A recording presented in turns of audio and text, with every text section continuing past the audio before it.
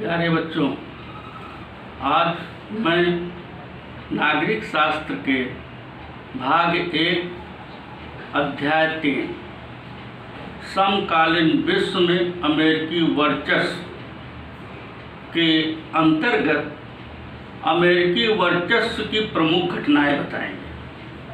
प्रमुख घटनाएं क्या क्या घटनाएं घटी जिससे कि अमेरिका वर्चस्व स्थापित किया, पूरे विश्व पर उसका एक प्रकार से एक ध्रुवीकरण कैसे हुआ, विश्व में अमेरिका कैसे वर्चस्व प्राप्त किया, इस विषय में बताएंगे। उसने 4 प्रकार के ऑपरेशन अभियान चलाया था जिसके माध्यम से वह पूरे विश्व में वर्चस्व स्थापित किया।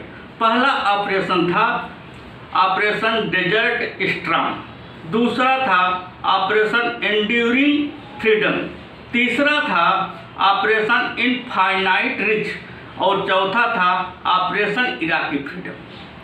बच्चों, जैसा कि ये 4 ऑपरेशन किए जिसके माध्यम से अमेरिका ने पूरे विश्व पर अपना वर्चस्व स्थापित करने का कार्य किया। अब बच्चों आते हैं ऑपरेशन डेजर्ट स्ट्रॉन्ग। यह क्या है कि 1990 में जब इराक ने कुवैत पर कब्जा कर लिया, कि 1990 में इराक ने कुवैत पर कब्जा कर लिया, तो संयुक्त राष्ट्र संघ ने इराक को कहा कि वह तुरंत जो है कुवैत को स्वतंत्र कर दे, लेकिन इराक ने इसे मानने से इनकार कर दिया।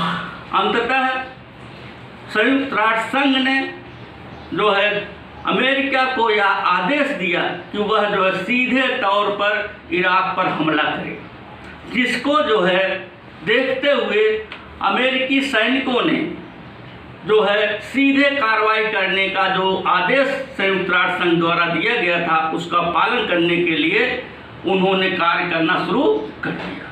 और इसे जॉर्ज बुश, उस समय के राष्ट्रपति जॉर्ज बुश ने इसे नई विश्व व्यवस्था की संज्ञा दिया, कि नई विश्व व्यवस्था की संज्ञा जॉर्ज बुश ने दिया। इसमें 34 देशों के सैनिकों ने हिस्सा लिया। इसमें 6,60,000 सैनिक सम्मिलित हुए और इसके तहत जो है सैनिक कार्रवाई इराक पर करना शुरू हुआ। इसके अंतर्गत जब सैनिक कार्रवाई हुई तो उसमें जो है इराक पराजित हुआ और जो सैनिक कार्रवाई हुई उसका जो है नेतृत्व अमेरिका के नॉर्मन सारकाव ने किया था।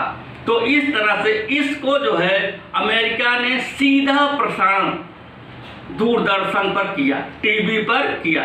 इसमें उसने स्मार्ट बम का प्रयोग किया और यह जो है पूरे विश्व में लाइव प्रसारण किया गया और अपनी वर्चस्वता को दिखाने का प्रयास किया गया। और इसमें जो है कंप्यूटर वार के नाम से भी जाना जाता है। इसके अंतर्गत इसमें जब इराक की पराजय हुआ और कुवैत को स्वतंत्र कर दिया गया और इसको जो है प्रथम खाड़ी युद्ध की संज्ञा दी गई। दूसरा बच्चों ऑपरेशन एंड्यूरिंग फ्रीडम, इसके अंतर्गत जो हुआ इसे हम 9/11 की आतंकवादी गतिविधियां हमला कहते हैं।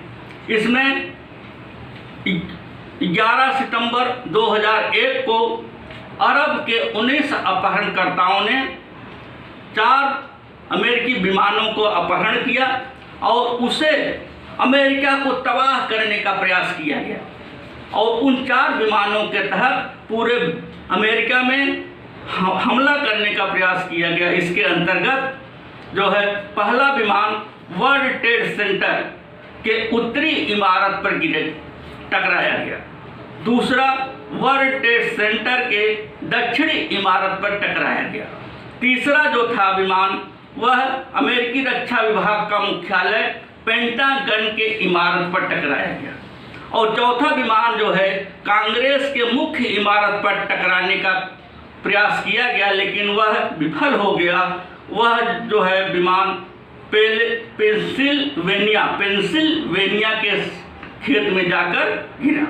यह घटना जब घटी तो अमेरिका वासियों को 1814 की याद दिला दिया, जिसमें ब्रिटिश सरकार ने जो है वाशिंगटन डीसी में जो आगजनी की कार्रवाई किया था, और पर्ल हार्बर 1941 की जो कार्रवाई जो है जापान द्वारा किया गया था, उसकी याद दिला दिया। इसके मुख्य जो आतंकवादी गतिविधियां को कार्रवाइयों को जो किए थे, उसमें तालिबान के शासक, अलकायदा के शासक थे, उन पर जो है अमेरिका द्वारा धरपकड़ शुरू किया गया और उन तालिबान और अलकायदा के आतंकवादियों को पूरे विश्व से खोज कर निकाला गया और उन्हें पकड़कर ग्वांतानामो स्थान पर रखा गया और उन आतंकवादियों को किसी से मिलने का मौका नहीं दिया गया। इस तरह से दूसरे ऑपरेशन के तहत आतंकवादियों पर बहुत बड़ी कार्रवाई की गई और उनको जो है चुन चुन कर मारा जाने लगा। तीसरा ऑपरेशन इनफाइनाइट रिच, इसके अंतर्गत 1998 में वहाँ के राष्ट्रपति बिल क्लिंटन थे और केन्या की राजधानी नैरोबी और तंजानिया की राजधानी दार एस सलाम पर अलकायदा द्वारा जो है हमला किया गया कि अमेरिका की जो राजधानी थे, अमेरिका के जो वहाँ के राजदूत थे वहाँ पर हमला किया गया उनके, तो उसको जो है बिल क्लिंटन ने आतंकवादी गतिविधि माना और ऐसे में वहाँ पर जो हमला करता थे उनको जो है चुन चुन कर उनको मारने का प्रयास किया गया। इसी को हम इनफाइनाइट रिच के नाम से जानते हैं। ऑपरेशन चौथा है ऑपरेशन इराकी फ्रीडम। इसके अंतर्गत 2003 में अमेरिका ने सद्दाम हुसैन पर आरोप लगाया कि वह एक प्रकार से नरसंहार के जो है हथियार बना रहे हैं, इसको रोकना आवश्यक है। तो इसके अंतर्गत जो है अमेरिका ने सद्दाम हुसैन के ऊपर कार्रवाई करने का निर्णय लिया। इसके अंतर्गत वह जो है उनको यानी सद्दाम हुसैन को रोकने का प्रयास किया, वहाँ पर सैनिक कार्रवाई करना शुरू कर दिया। कारण क्या था? नरसंहार का हथियार बना रहे हैं।